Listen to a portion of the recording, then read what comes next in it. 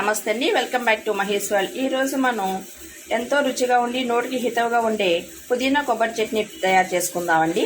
మనం ఈ పుదీనా తీసుకోవడం వల్ల జీర్ణశక్తి పెరుగుతుంది. అలాగే టీనేజర్స్లో వచ్చే పింపుల్స్ అవి తగ్గుతాయి, వాళ్ళ స్కిన్ గ్లో వస్తుంది, అలాగే నోటి దుర్వాసన పోతుంది, మెంటల్ టెన్షన్ కూడా తగ్గుతుంది, వెయిట్ లాస్ అవడానికి మనకి హెల్ప్ అవుతుంది. ఇన్ని ప్రయోజనాలున్న పుదీనాని మనం రెగ్యులర్గా తీసుకుందామండి. చట్నీ కోసం 5 కట్టలు పుదీనా ఒలిచిపెట్టాను. అలాగే 2 కొబ్బరి చెప్పలు తీసుకున్నాను.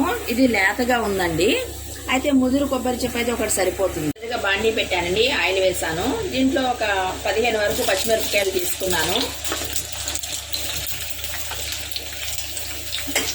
అలాగే దానిలో 2 స్పూన్లు పచ్చిశనగపప్పు, ఒక 2 స్పూన్లు మినపగుళ్ళు, 1 స్పూన్నర వరకు ఆవాలు వేస్తున్నాను. మొత్తం అన్ని కలిపి ఫ్రై చేద్దాం. ఉసిరికాయ చింతపండు వేడి చేసి పెట్టానండి. పచ్చిమిర్చి పప్పులు ఫ్రై అయినాయండి, ఇది పక్కకు తీసేస్తున్నాను. అదే బాండీలో కొంచెం ఆయిల్ వేయాలి. ఆయిల్ వేసి మనం శుభ్రంగా కడిగి పెట్టుకున్న పుదీనా దానిలో వేసేసి వేయించాలండి. పుదీనా మరీ ఎక్కువగా ఫ్రై చేయకూడదండి, ఇలా ఫ్రై చేస్తే దానిలో ఉన్న పోషకాలన్నీ పోతాయి.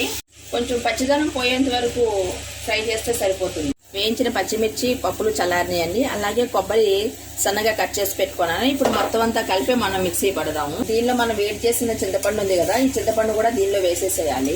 దానిలోనే ఒక 5 వెల్లుల్లి గబ్బాలు వేయాలి, ఒలిచిపెట్టిన వెల్లుల్లి గబ్బాలు.